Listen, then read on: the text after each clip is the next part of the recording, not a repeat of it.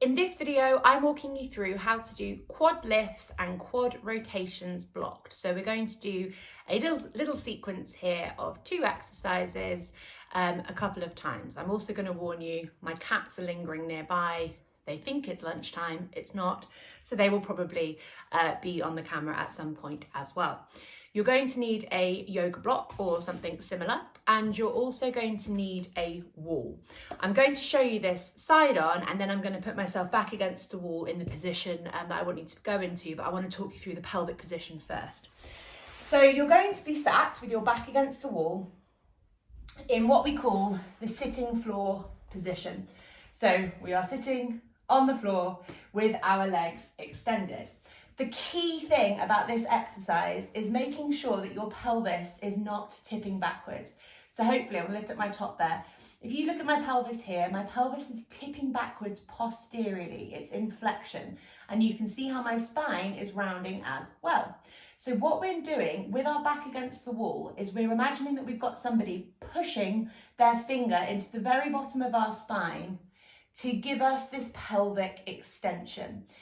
You might not be fully upright through your pelvis, but if you are really rounded like this and you just cannot get that movement through your pelvis, there's probably not that much point in you doing this exercise, because it is reliant on this strength around the hips to pull you forward at the pelvis to do what we want to do next.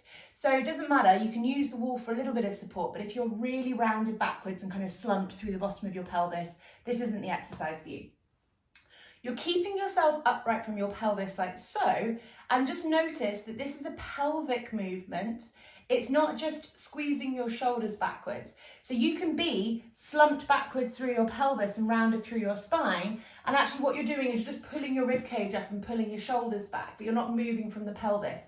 So to start with, ignore this upper part of your body, and you're imagining that person digging their thumbs into the bottom of your spine, just above your sacrum, and you're holding yourself like this throughout. So this should feel like hard work in the fronts of your hips here and possibly in your lower back as well. Shouldn't feel like pain, it should feel like work. If it feels like pain, don't do the exercise. Throughout the exercise, we are going to keep our feet dorsiflexed. So that's when we have this 90-degree angle at our ankles. That is different from just pulling your toes back towards you. So in this position, my feet are plantar flexed, but my brain is tricking me into thinking that I'm flexing my feet because I'm just pulling my toes back towards me. So make sure that it is your forefoot. So it's like you're fishing your forefeet towards you. And the most difficult thing about this exercise that we're doing today is this strength in the pelvis and the strength in the ankles. This is a hard exercise to do. Focus on the pelvis and keep thinking, I'm aiming to push my pelvis forward to create a little bit of an arch in my lower back. So that's the position that you're maintaining. And we're going to come back against the wall like so. And we're going to start off with our quad lifts. And then we're going to move on to the quad rotations blocked. So I've got my back up against the wall. I'm focusing on my pelvis rocking forwards to create like a little arch in my lower back. It's not my rib cage tipping up or my shoulders squeezing back that's creating that movement. It's the pelvis. It requires hip strength and hamstring flexibility as well. The feet stay pulled back towards me. So my feet are going to want to get lazy and start sort of pointing away or flopping, but they are staying active. And it's almost like imagining that there's another wall here that I'm sort of pushing my feet against to keep them nice and active. And the other thing that I'm looking at is, am I pulling each side of my feet back equally? So lots of you will want to just pull back from your big toes so that the big toes are closer to you than the fifth toes. And you've got to imagine that you've got this fishing line that's pulling you from the outside of your feet. It changes what happens all up through your legs to the side of your hips. So we're trying to keep this kind of neutral parallel pull back from both sides. Don't let the big toe come closer to you than your fifth toes as you do this exercise. Keeping the pelvis propped forward, relaxing your upper body to start with, and you are not allowed to lift your hip up off the floor, nor are you allowed to offset your upper body as we lift your leg. So you can see here, my shoulders are not shifting from side to side, my upper body isn't moving. This is purely down to hip flexor strength. So we're going to do 10 of these quite quickly. I'll do 5 more because I've just done 5 of them. So actually no, Lying, I'll do 10, I'll do them with you. So off we go, we're going to do 10, no movement from the upper body, pelvis stays still, the work happens through the quad and deep into the hip as well. Feet stay active. 1, 2, 3, 4, 5, 6, 7, 8, 9, 10. Other side. 1, 2, 3, 4, 5, 6, 7, 8, 9, 10. So you can see that was pretty pathetic from me. There was barely any lift at all. It's not like I expect my foot to come to my face, but I should be getting more lift than that. This exercise is a bit of a magic trick. So you're going to put your yoga block underneath the ankle of one foot like so. And you're still focusing on keeping that pelvis tilted forwards.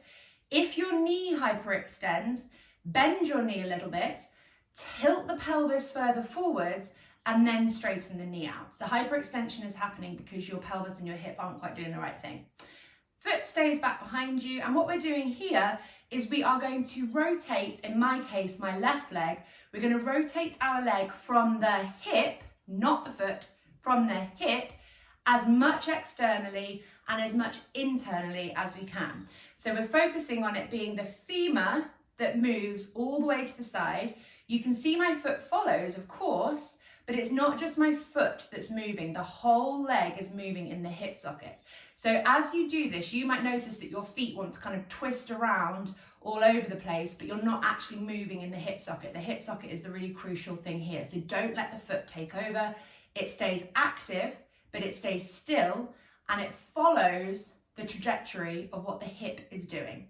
So we're keeping the pelvic position as it was before, focusing on the hip driving the movement, and we're trying to get as much range of movement as possible. So don't hurry through it and be jerky and just sort of, you're not going to the limit. You're trying to get yourself as far to your edge as you possibly can. And we're going to do 20 of these.